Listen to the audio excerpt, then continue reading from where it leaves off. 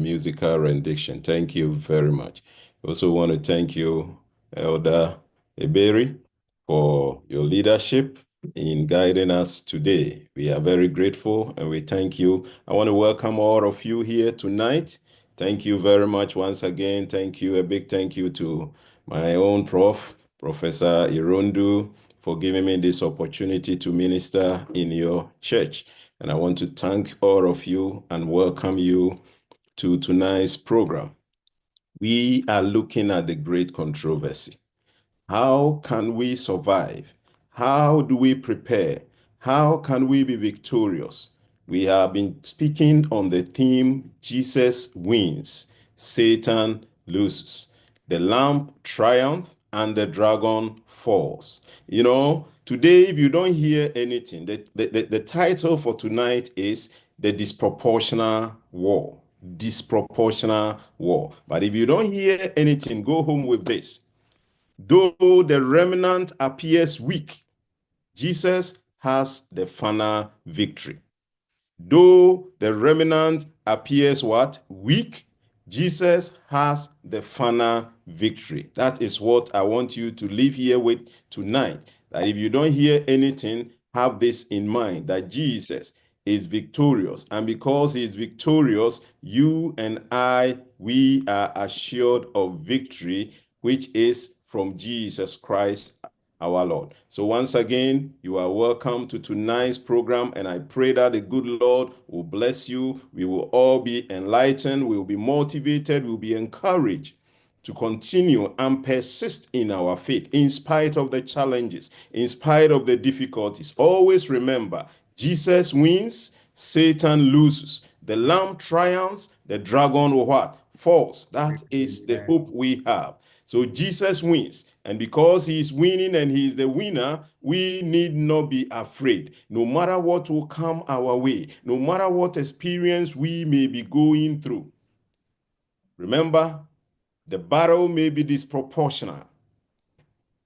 It is between the lamb and the beast. And you can imagine, the moment you hear the lamb and you hear the beast, it tells you that the beast will automatically consume the lamb. But thank God it is not like that. Christ has won the battle already. He has won victory for us. And therefore, we need not be afraid. Church, as I said yesterday, I want to repeat. We are in the midst of a great war, a cosmic conflict that has shaped all of history. It is not a battle of earthly kingdoms, but of eternal destinies. It is not a war fought with weapons, but with truth and deception, faith and fear, righteousness and rebellion. It is a battle that began in heaven. It descended to this earth and will soon reach its final climatic end. It began in heaven. Yesterday, that is what we learned. And we saw that it did not end there. It came down here and it is ranging on. See, two great forces are in conflict. The Lamb, Jesus Christ, the King of Kings, the conqueror of sin and death, and the dragon, who is also known as Satan, the deceiver, the accuser, and the defeated enemy. But let me tell you something tonight. Jesus wins. The victory has already been secured. The war may range on, but the outcome is certain. The lamb will triumph, the dragon will fall, and God's people will stand in victory. So every night this week, you and I, we will be marching into battle. We will uncover the enemy's lies. We will claim the promises of Christ's triumph. We will prepare to stand firm in the last days. This is what you need. This is what I need. Remember, it is not time to sit back. Some of us in our faith, we are sitting back. We are aloof. We seem not to care. We are not concerned about what is going on, but I want you to know that this is not a time to sit back. This is not a time to be silent. This is the time to stand with Jesus Christ, to live in victory and to prepare for his soon return. So I ask you tonight, whose side are you on? The lamb or the dragon? Remember, choose wisely, because eternity is at stake. Eternity is at stake. And it is your choice, my choice, that will determine where you will stand, where I will stand. Church, it is an unfair battle. Have you ever felt like you were fighting a battle you could not win? Have you ever seen or been in such a situation that you are confronted with some challenges, some difficulties, that you know that for sure you cannot win on your own? The test before us, as was beautifully read, I don't want to spend much time. He said, then I saw a second beast. So here in Revelation chapter 13, we are talking about a first beast which came from the sea, which means a highly populated area. And then the second beast which came from the earth. It says, coming out of the earth. It had two horns like a lamb, but it spoke like what? A dragon. It exercised all the authority of the first beast, though it came up like what? A lamb. But it exercises what? All the authority of the first beast and on its behalf, and made the earth and its inhabitants worship the first beast, whose wound had been what? Had been healed, and it performed great signs, even causing fire to come down from heaven to the earth in full view of the people. Because of the signs it was able or given power to perform on behalf of the first beast, it deceived the inhabitants of the earth. It ordered them to set up an image in honor of the beast who was wounded by the sword and yet lived. I'm not going to go into all those stuff, but I'm going to look at the theological implication of all of this stuff, because I'm sure most of you are aware of what some of these things mean. So I don't want to take much time, going into all of this. But we are told in verse 15, the second beast was given power to give breath to the image of the first beast, so that the image could speak and cause all who refuse to worship the image to be killed. Verse 16 says, it also forced all people, great and small, rich and poor, free and slave, to receive a mark on their right hand or on their forehead, so that they could not buy or sell unless they had the mark, which is the name of the beast or the number of its name. So tonight, I ask you again, have you ever faced situations where the enemy seemed too strong? The odds seemed impossible. The world seemed stacked against you, and you didn't know what to do. Have you ever been in such a situation before? The book of Revelation reveals a war that seems disproportionate. On one side, you have the beast, the world's governments, false religions, and then economic systems and political powers. On the other side, you have the remnant. So here we are. Can you imagine? World governments, authorities, false religious systems, economic systems, political powers. Then we have on the other side, competing with these forces, the remnant, God's faithful people, a small faithful group of people who are standing for God's truth. Tonight, God is looking for a people who will be faithful. Tonight, God is looking for a people who will stand for him no matter what. So where are you standing and where am I standing? From human perspective, this looks like a hopeless battle. The remnant is outnumbered. The remnant is out-resourced and persecuted. The beast has global influence, control, and the power to enforce worship. This is where we find ourselves. That is why I've captioned it disproportional war. world powers, world government, religious systems, and then God's remnant people, a small group of people. But the good news is that they are faithful to God. Church, let me tell you, the good news is that the Lamb wins. The Lamb wins. Though the world seems unfair, though the enemy seems strong, Jesus already has the final victory.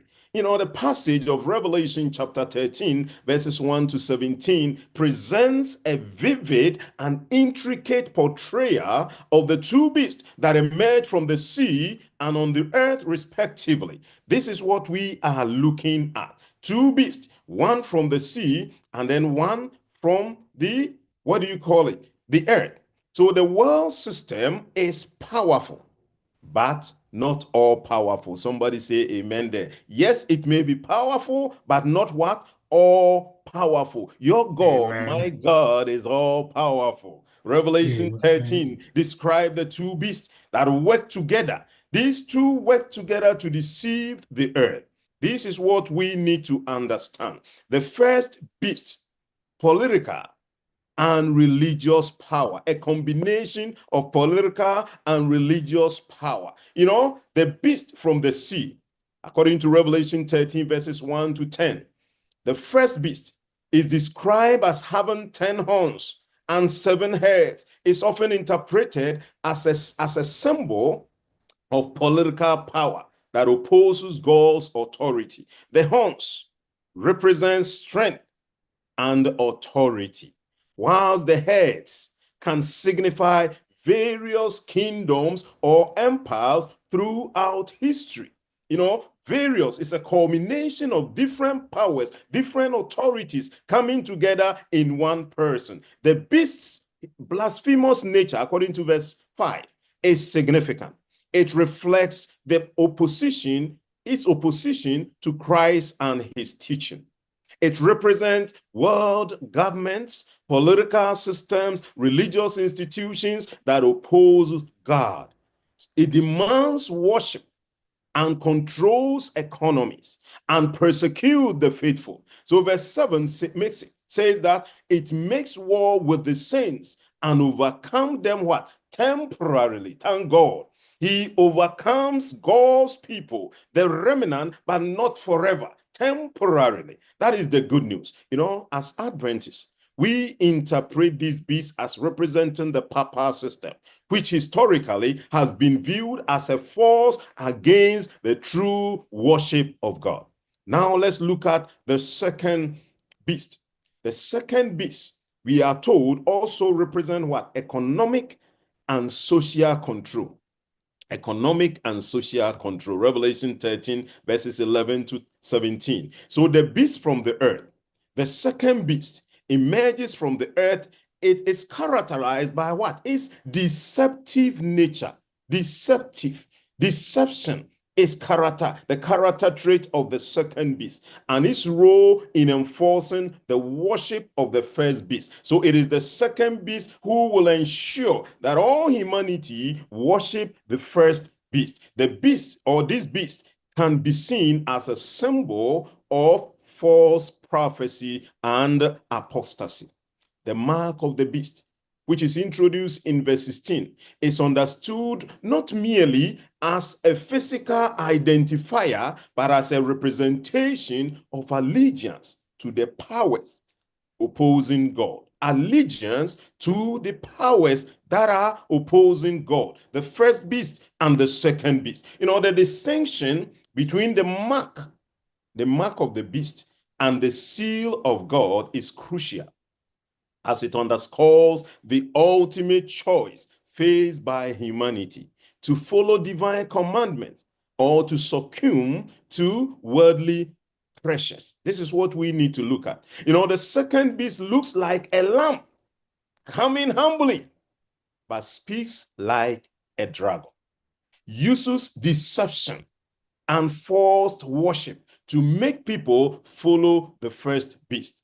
It enforces economic restrictions. So here we also have America in prophecy. America, this is the role. It came, religious liberty, freedom. This is what it came with. But today we have all seen what is happening in the world. The tariff and all those stuff that are going on, that are shaking the world. The USA and all those stuff that have been canceled. Look at what is happening. This is the beast, the second beast that we are talking about. But friends, this is a disproportionate war.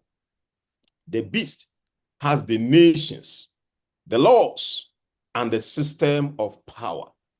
And the remnant seems small, persecuted, and weak. But church, this is not the first time God's people have faced an impossible battle. Are you there, somebody? This is not the first time God's people have faced impossible battles. Throughout history, throughout scripture, we are assured, yes, we have seen God's people going through trials, God's people going through difficulties, God's people facing disproportionate battle, unfair wars. But the good news is that victory is for God Almighty and for his people. And therefore, we need not be afraid.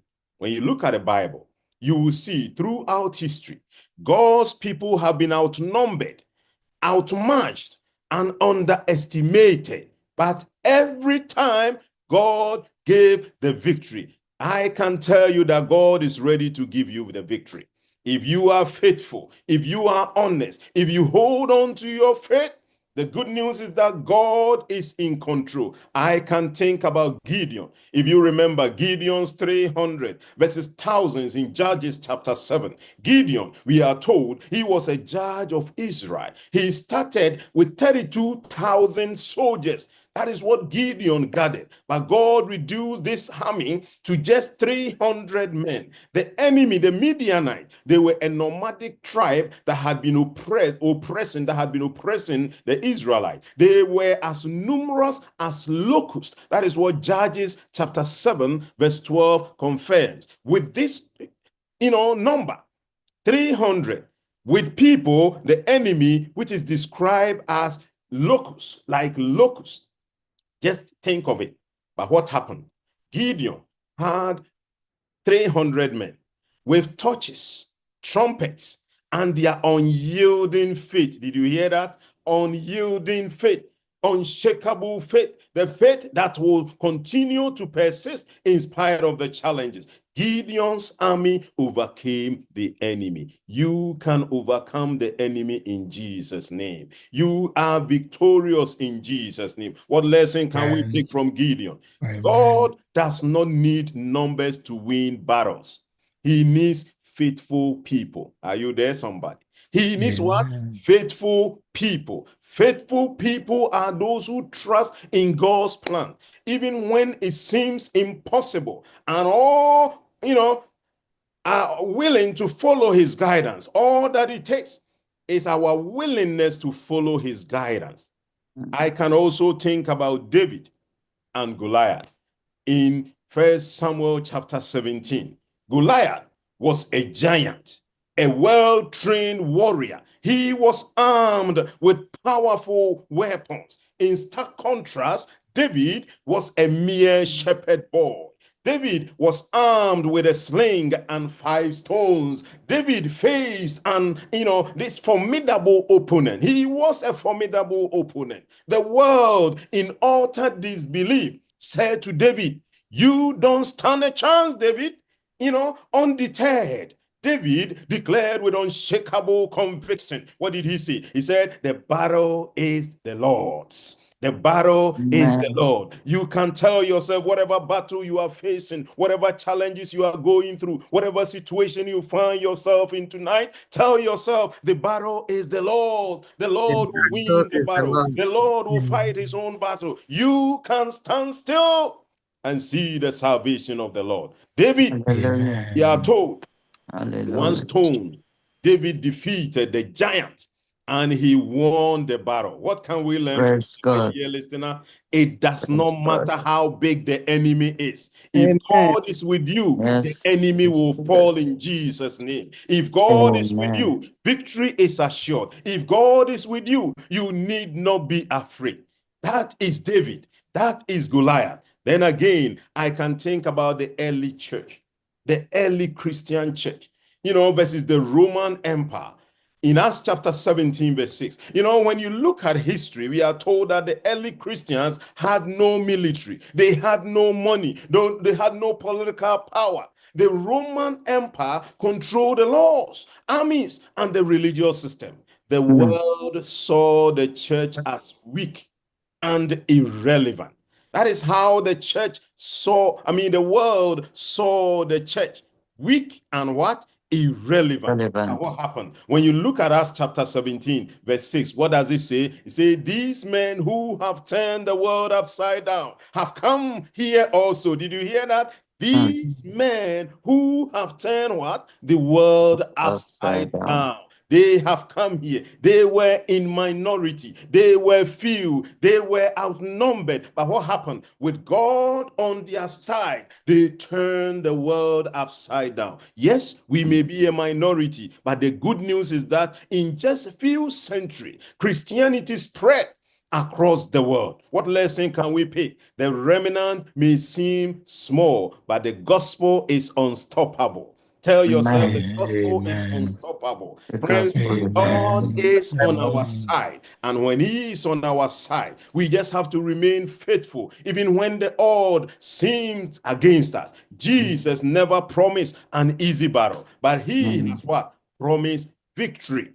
It is not an easy battle, but victory is assured. You are assured of victory in Christ Jesus. Yes, we should expect persecution because according to Revelation chapter 12, verse 17, it says, the dragon was wroth with the woman and went to make war with the remnant of her seed, which keep the commandment of God and have the testimony of Jesus Christ. Yes, the remnant will face pressure.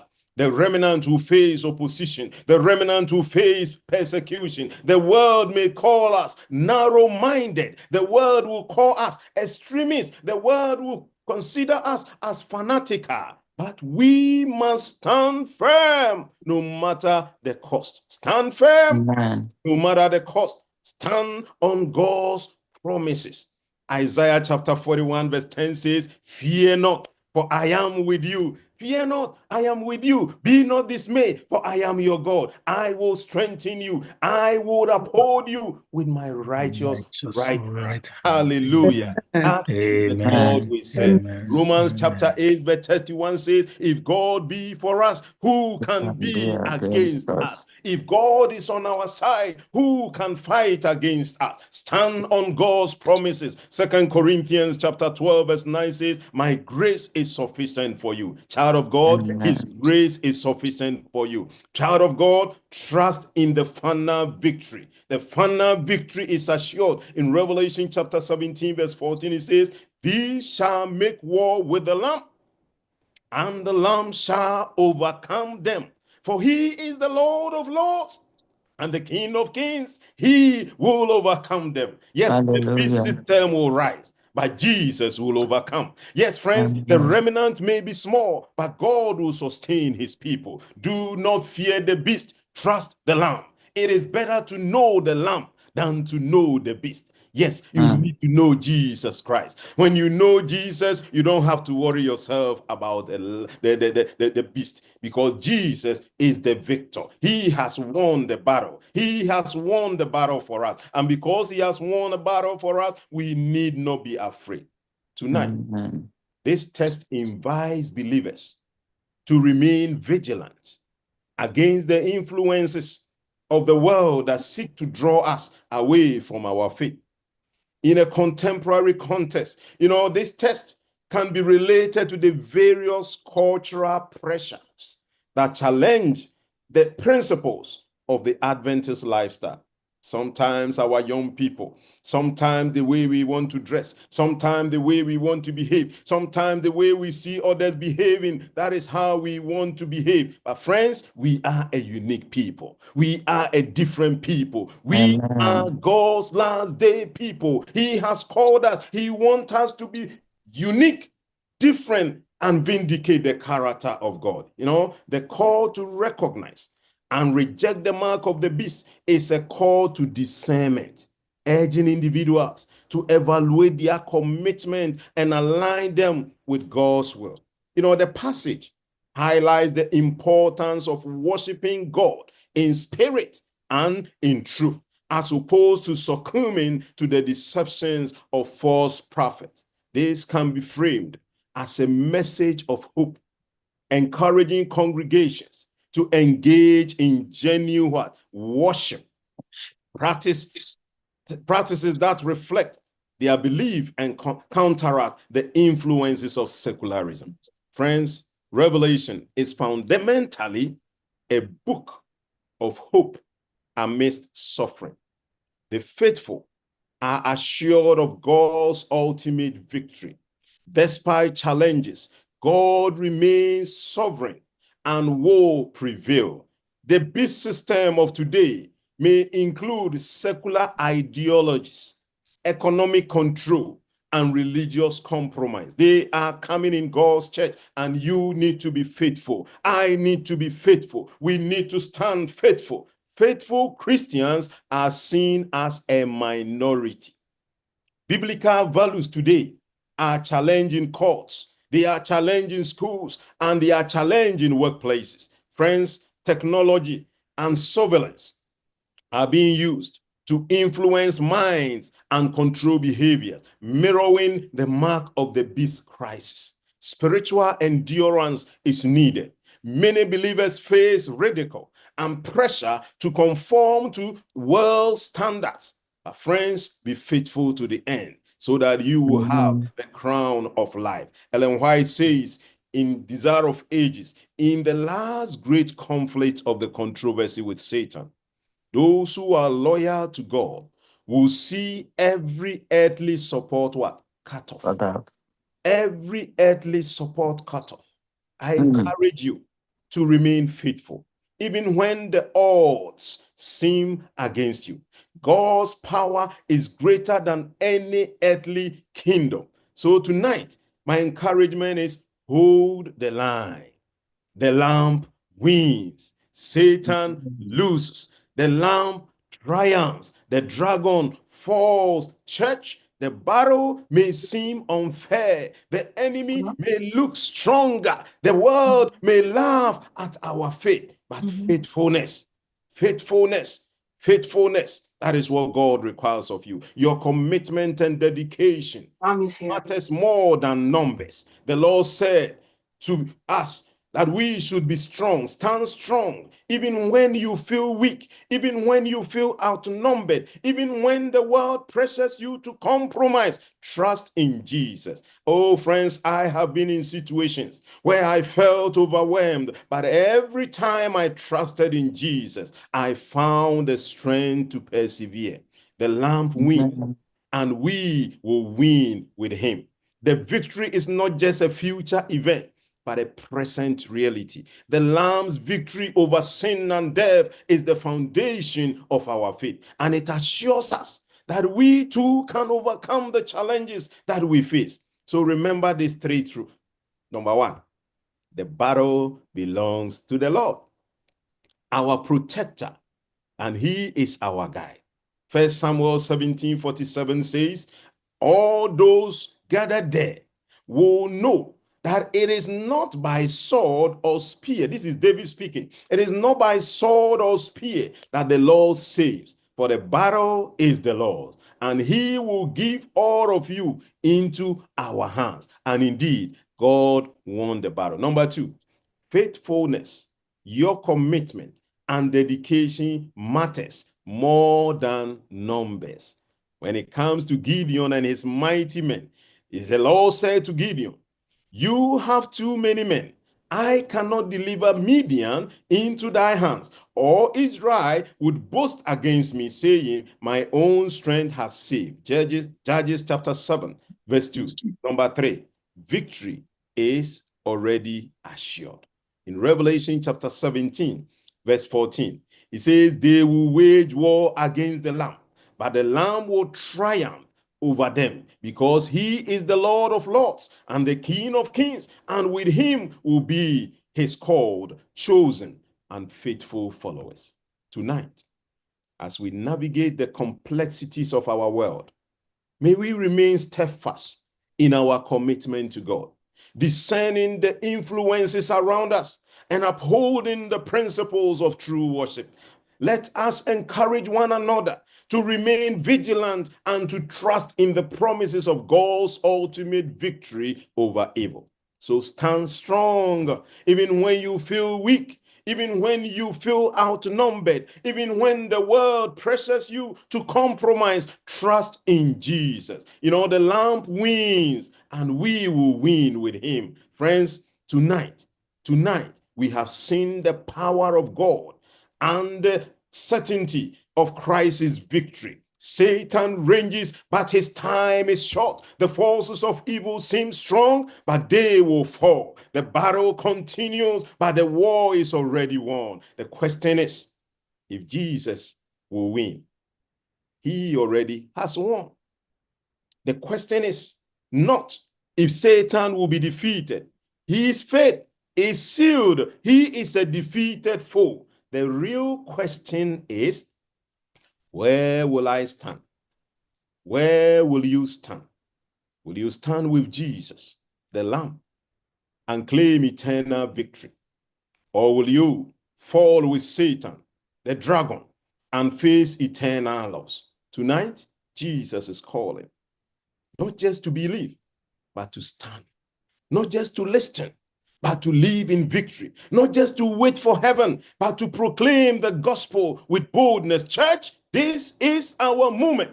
This is our time. The final battle is near, and we must be ready. So let me ask you, if you choose to stand with Jesus, you can shout amen to God's glory. If you refuse to be distracted by the world, say hallelujah. If you are ready to claim your victory, lift your hands and shout, I am on the winning side. I am on the winning side. Jesus is calling you to be on his side. And tonight, will you answer? Hallelujah. If you choose Jesus today, then you can declare, I am on the Lord's side. Jehovah our God, we are on your side. Amen. You alone can strengthen us. You alone can help us. You alone, you have won the victory. And because you are victorious, we are also victors through the power of your grace. Continue to strengthen us. Continue to fortify our faith so that nothing will shake us. But rather, we will continue to hold on to you, the altar and finisher of our faith, in full faithfulness. In Jesus' name, amen. Amen.